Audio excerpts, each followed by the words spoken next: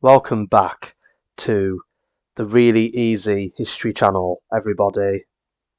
In the last episode, we talked about the history of Roman Britain, all the way through from the prehistoric era before they arrived, to the Celts and the Picts and all the other tribes, obviously all the way through Roman history to the point where the Romans leave in 410 AD.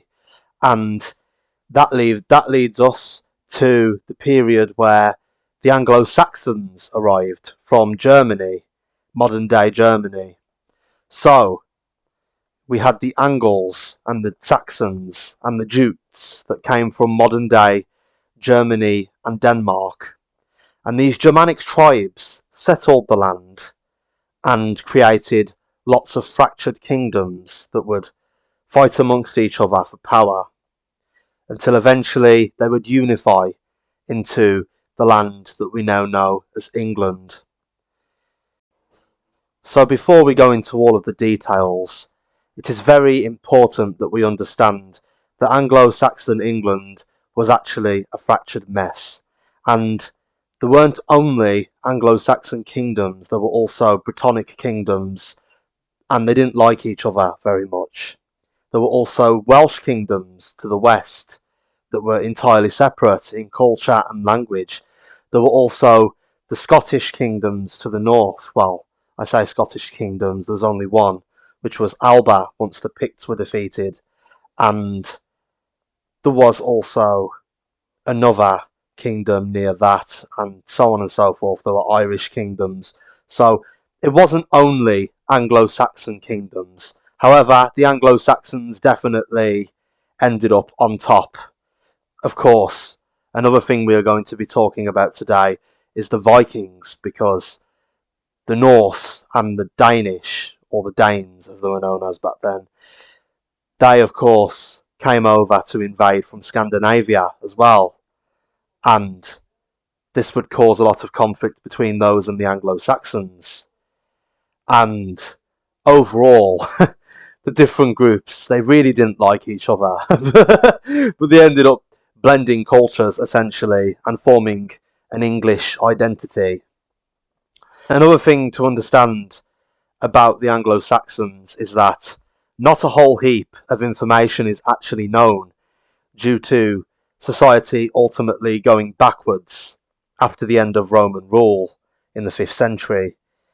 It's a period of roughly 500 years leading up to the Norman invasion of 1066, when William the Conqueror came over from Normandy, of course. Prick whizzing up my street.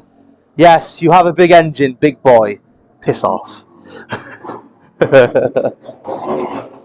There is a lot to take in. So, within Anglo-Saxon England, there were many small kingdoms, which were most certainly not yet united. See what I did there? Many of them would be conquered by one another. They were all seemingly in a constant struggle for control over the island, and ultimately only one of the kingdoms could come out on top and unify the people of the land, which would of course become the Kingdom of Wessex, which would expand into the Kingdom of England. First of all, it is imperative that we get familiar with the most powerful and therefore notable kingdoms within the British Isles at the time, so that we have a rough idea of what's going on, so that I can talk on the key events. The Kingdom of Wessex was the most important, as it would go on to be the victorious one that would expand and conquer until it became England. The capital of Wessex was Winchester, which was the first capital of England before London, believe it or not. The kingdoms of Mercia and Northumbria were also large and powerful kingdoms compared to a lot of the smaller ones, such as Kent, East Anglia and Sussex. And did you know that Wessex, Sussex and... I forgot the name of the other one. Basically, they were named after the Saxons. Wessex for West Saxons, Sussex for Southern Saxons, and Essex, Eastern Saxons. There you go. There you go. Most of the sources that we have to prove any of this even happened are due to the church records. So thank God, I guess. Ha, got him. Monks and the Anglo-Saxon Chronicle are also to thank. A very interesting part of the British history in this period, in my opinion, is where the Battle of Mons Badonicus, around 500 AD, a descendant of Roman leaders within the British Isles called Aurelianus ended up fighting off the Saxons and even defeated them, leading to a brief peace, but more Germanic people came to settle anyway. There was a king of the Britons called Vortigern, who was considered tyrannous, a bit like Count Dooku from Star Wars, who kept getting raided by the Picts and the Scots alike. He allegedly called for help off the Germanic Saxon tribes, but he couldn't pay them back. So the rest is history. They started a conquest of Britain and began to settle it. You could say they were the original colonisers. This divided England between Germanic and Brittonic kingdoms. It was kind of like a halfway line, where on one side you've got the new Germanic settlers, you know, the Angles and the Saxons, and on the other side you've got kingdoms that are native Britons, and they don't like each other. This caused quite a few Britons to actually flee to Gaul, or modern-day France. At the time it was probably known as Francia, actually, by this point. But they settled in a part of modern-day France, which became known as Brittany. And Brittany, this is actually really interesting, because I never knew this, but England would continue to have alliances with Brittany against France for centuries. And I did know about this, however, as I studied about it in my A-levels. Even in the days of the Tudors, Henry VII, and I believe Henry VIII, would do deals and write up treaties with the leaders of Brittany. And they had, you know, they had common ancestry. They were actually allies. They were allied against France. And they would sort of, you know, write up treaties, but that's too far in the future, because we need to talk about that another day. That's for another video. So England and France have always had relations, sometimes good, sometimes absolutely awful, but it just depends. At the time of Anglo-Saxon conquest, some Britons, as in the actual Brittonic natives from the western countries, or kingdoms rather, some Britons were actually Christian at this point, thanks to Rome. However, the Germanic people were barbarians, much like the Gaels from Ireland, and they were still pagans. They still believed in paganism, traditional religions of Europe, like the old days. That was until Augustine came to convert the people of England to Christianity. And King Ethelbert at the time, Ethelbert, I believe it was pronounced, King Ethelbert of Kent was wary of this at first. However, King Ethelbert would actually convert to Christianity as Augustine would convince him to.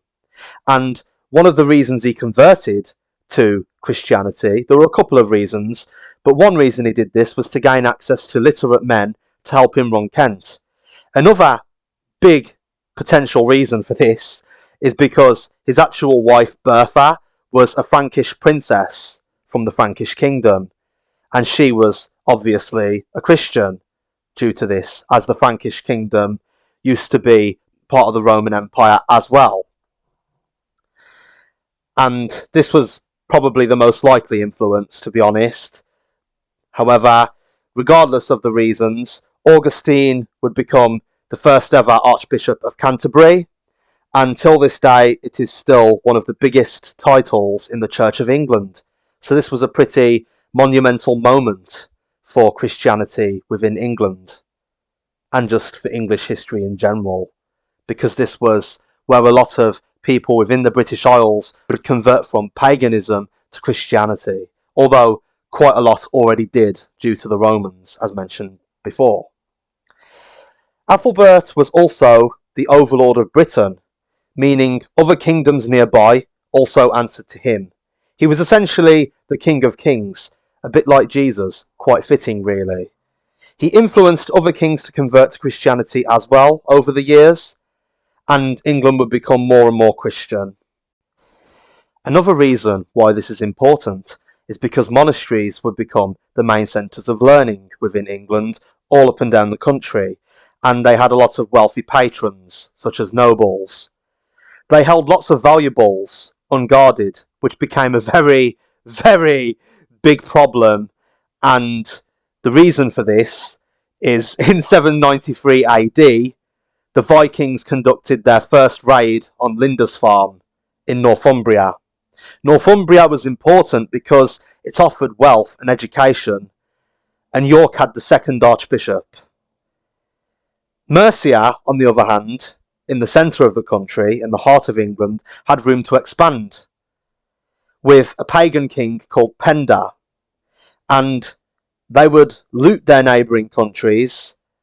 However, Penda was killed by a Northumbrian king, known as King Oswiu, who took over Mercia briefly until they revolted against him. And they would fight against each other for years, about half a century to be specific. But then Athelbald, no, we can't do that. This is my family-friendly channel. Athelbald became King of Mercia and started the Mercian supremacy over the southern kingdoms. And he took over Kent and Wessex, with easy opportunities arising allowing him to do so. We're not going to go into too much detail because I'm trying to keep this short and sweet. And there's a lot of back and forths in these centuries, just know that.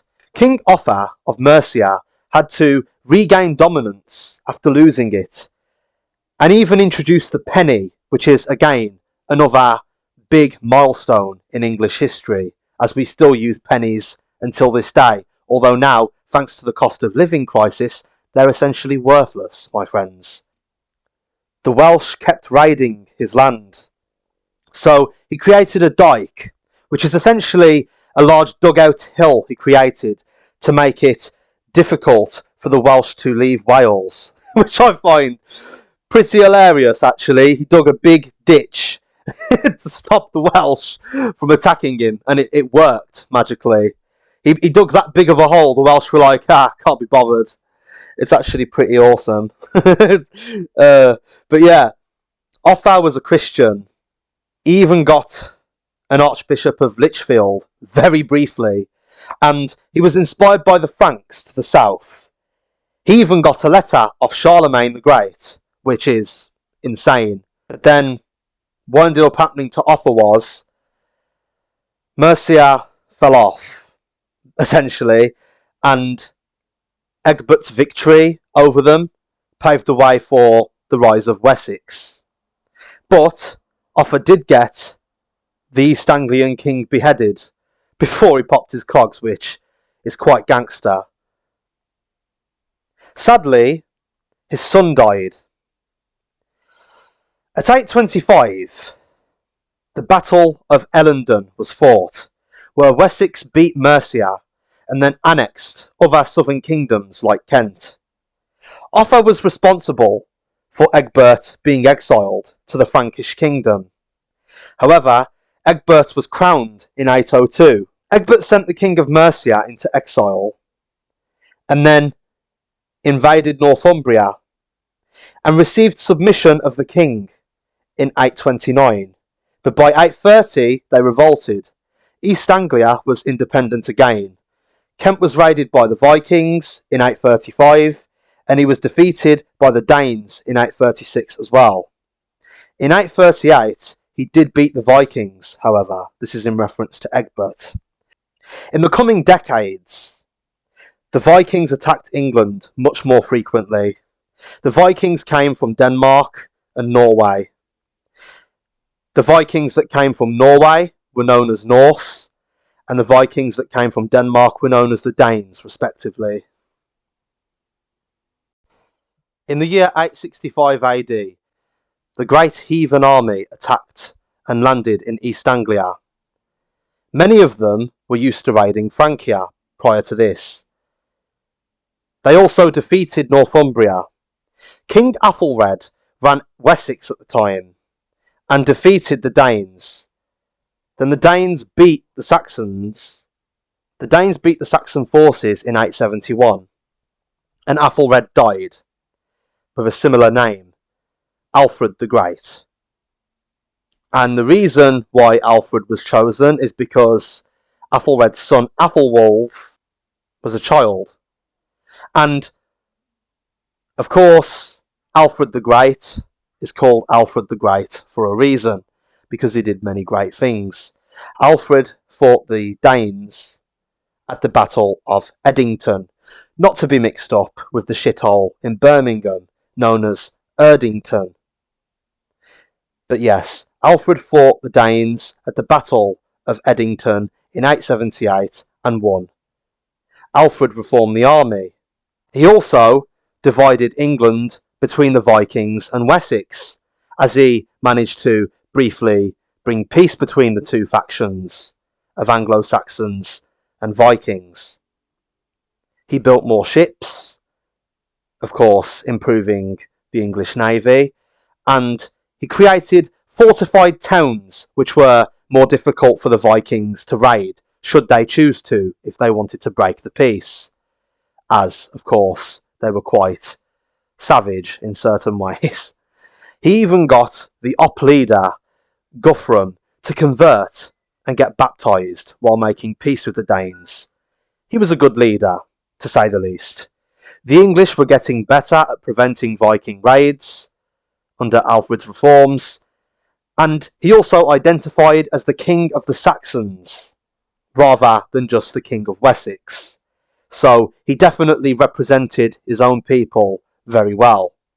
Because what would happen is, the Vikings would raid the monasteries, send the wealth up to Scandinavia, where they'd come from, have their folks killed, and they'd burn the libraries, which is probably why we have very limited information, considering those libraries potentially held so much of our history from this period. This is where the nobility would use Latin, or clergymen would use Latin, but peasants would speak in Old English. And even sometimes the law would be written in Old English rather than Latin, which does not follow traditional European countries at the time on the mainland. Even Welsh kingdoms were pledging allegiance to Alfred, which shows the influence and the power and just how respected Alfred the Great truly was. He basically single-handedly created England. However, sadly, all good things must come to an end, and in 899, Alfred the Great died. However, he created an English identity, and he'd made Wessex the greatest power in the British Isles. Prior to this, Mercia was the strongest. The Danelaw would discriminate against native Britons and Anglo-Saxons. When the Vikings started working with Alfred the Great, however, they now saw the Anglo-Saxons as equals, but not the Britons. Those were still considered as inferior people, which is ironic considering they were the native people of the islands and everyone else was simply not from there. But we see this happen a lot throughout history, my friends. You're going to see this a lot more as we move forward with the centuries. The Britons were just seen as inferior and backwards for some reason. Another positive change in regards to the Vikings was that with more Vikings settling in the islands of Britain, it meant less raids, as essentially, now that they'd started colonising Britain, if they raided Britain and they had Vikings living there, they were essentially robbing their own people, which didn't make any sense. The Danes also started using their own coinage as well. The cultures started to blend, as did the religious groups, as mentioned before. The Vikings even founded Dublin in Ireland, believe it or not, and they would trade slaves there. Dublin was originally abandoned, but then they refounded it after originally ditching it before. Edward the Elder stole a bunch of land off the Vikings, however, and then Northumbria fell to Aethelstan. Eric Bloodaxe, a former king of Norway, was removed, and this ended the Danelaw for the most part. In 934 AD, Aethelstan invaded Scotland, also known as Alba at the time, for unknown reasons. Edward conquered most of Mercia, East Anglia, and had the Welsh, Northumbrians and Scots pledging allegiance. Aethelstan, his son, managed to conquer Northumbria and captured York in 927, and it is considered the birth of England at this moment. He received submission from Scotland and the Strathclyde kings. When Aethelstan invaded Scotland, the Scots aligned themselves with the Irish and the Strathclyde.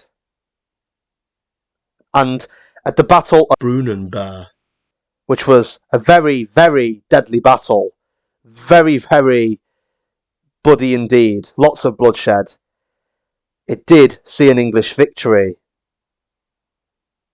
Aethelstan provided refuge for a West Frankish prince called Louis and helped him return to take the throne. He also helped Prince Haakon take the throne in Norway. When he died, Eric Bloodaxe, the former king of Norway, was not very happy. And it's his successor Edmund that would have to deal with the repercussions of that. As soon as he ascended the throne, Edmund was having to deal with a Norse invasion straight away, with Olaf taking York and becoming the king of Northumbria once again, splitting away from England briefly. Olaf died, and his cousin, also called Olaf, takes over, and Edmund drove him out of Northumbria by 944, reincorporating it into England. Edmund attacked Strathclyde and burnt it down. He took some of the land, but he actually awarded the rest to the Scottish king, so it became part of Scotland. And basically what occurred next was just a back and forth for Northumbria for ages, but it ultimately led to Eric Bloodaxe, the Norwegian, being defeated, which was good for England. And England also struggled to stay united throughout all of this due to succession crises and all of this. But it did. It stayed united despite all of that. Edred succeeded Edmund, but Eric Bloodaxe took the north. Edred then took it back. Edred died in 955, and then it was Eadwig who took over with no one loyal to him, and people much favoured Edgar. Edred would take Wessex, and Edgar would take the rest. However, Edred died 2 years later, so Edgar took it anyway, and took over the whole country. Edgar also made reforms to appease the Danes and keep England united. He fixed the coinage, he fixed the church, and so he was quite popular, because under Edgar there were actually decades of peace in England, and civil war was swiftly avoided. Yeah, unbelievable, I know. Peace in the Anglo-Saxon period, who would have thought it? Edgar was a very good king, I would say. Probably not as good as Alfred, but he's definitely a good king of the period, 100%. Edgar died, and his son Edward the Martyr was murdered shortly after. So his brother, Athelred II, claimed the throne, with the nobles stealing land off him, people plotting against him, and Viking threats. Absolutely brilliant. What more could you want as you've just ascended a throne and been coronated? However, he did sign a treaty with Richard, the Duke of Normandy, but the same year the Vikings attacked and they were paid off. The bribes were huge, and it's a bad habit that they got themselves into, as they would have probably have just been better fighting the Vikings and just firming it, because, to be honest, they were being extortionate. What they were demanding was like expensive. In 1002, Athelred married Emma, Richard of Normandy's sister, and this would mark the beginning of England's links to Normandy. The St. Brice's Day massacre happened the same year that Athelred married Emma of Normandy. And this is essentially where Athelred II, he basically went out there and he just asked people, he called for the murder of every Dane in his, literally, I'm not exaggerating, he literally requested that all of the Danes that had settled England be murdered. So every Viking on British soil was to be massacred. Yeah, of course this was quite impractical, as by this point a good chunk of the English population was a Viking. It just wasn't going to work.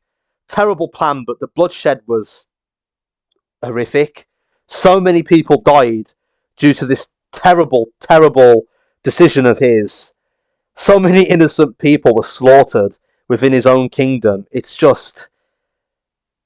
woeful. It's absolutely abysmal work from Athelred. It truly is. And then in 1003, there was a Viking invasion in response to this by a certain Sween Forkbeard. However, in 1005, Forkbeard left due to the costs of this war, and in 1006 that is, he got bribed off. Again, the Vikings had to get bribed off because they couldn't be bothered to fight them. Thorkel the Tall ravaged England after internal disputes regarding the navy and nobles, and he seized Canterbury. They tried to ransom the Archbishop, but it didn't work, so they murdered him. This event, potentially, caused Thorkel to switch sides, and he actually ended up fighting for Athelred, which I find absolutely insane. It was either this or some sort of in-house beef he had with his own men. I'm not sure. But either way, Thorkel the Tall switched sides and ended up fighting for the people that he'd come to invade. And in 1013, Forkbeard returned. Athelred fled to Normandy, and Sweyn Forkbeard became the King of England, Norway, and Denmark, which would essentially be the start of the North Sea Empire, more or less. This is where the Scandinavians and the British Isles essentially merged for a certain period of time. And he died very shortly after he actually became king. Sween Forkbeard's son, King Canute, or King Knut, however you want to pronounce it. His name is actually spelt like a reorganisation of my favourite word. However, King Canute, he was next. Of course, after Forkbeard died, King Canute became the King of England. However, Athelred drove Canute away, but then he returned with a large army. Edmund, his son, ended up going against him. So Edmund's gone against Athelred. And on top of this, the alderman of Mercia also betrayed Athelred, so it wasn't looking good for Athelred at all. But before he could even worry about any of that, he died in 1016. Lol. And then that same year, in 1016, as a result of his death, Canute inherited the English throne. as very briefly Edmund was crowned king. However, Edmund decided to split the country with Canute. But then Edmund died anyway, so Canute just got the whole lot, basically. He was just really lucky. Ethelred died, and then Edmund died, so Canute just inherited the entire kingdom. And he did look a bit fierce with his army, I suppose. So then, King Canute, or Canute, King Canute, I'm gonna call him Canute. I think that's the correct way of pronouncing it. He was actually the first official king of England, rather than king of the English or the Saxons. He was just known as the first king of England, and he inherited that throne, and he murdered all of the nobles that he saw as ops, and he needed money to pay off the army. And then the Scots invaded up north, which wasn't great because they'd taken land off him. However, it was okay because he didn't need to worry about the sliver of land that the Scots taken away from him, because then he was lucky enough to inherit the throne of Denmark as well. So, unfortunately, with having two kingdoms that he was now the king of, he actually had to spend a lot more time in Denmark, as those were his people. And he found it really hard to juggle being the king of England and Denmark at the same time. But then he got even luckier. He's as lucky as Daft Punk at this point, because at this point, right, he's actually inherited the throne of Norway as well. So now he's the king of three kingdoms: Norway, Denmark, and England. And this is obviously where the North Sea Empire comes into play.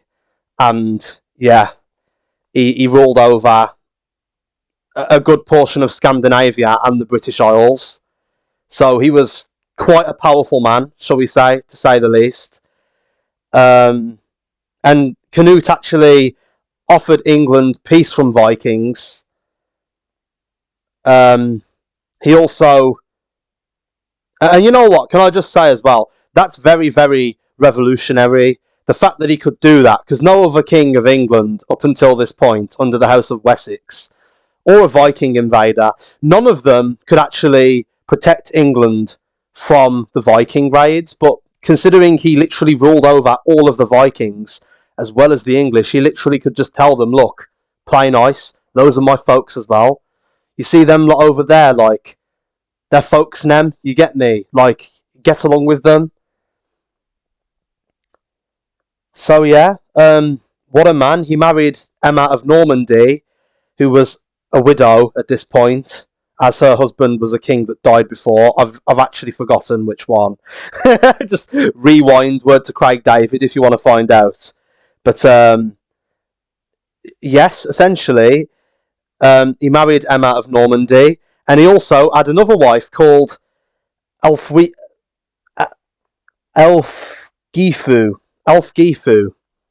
And yes, I think this solidifies his position as a player. So, what a G, honestly, what a G. In 1035, King Canute died, and Canute, his son, was busy fighting a rebellion in Denmark. So his other son, Harold, was the only suitable heir to take over the English throne.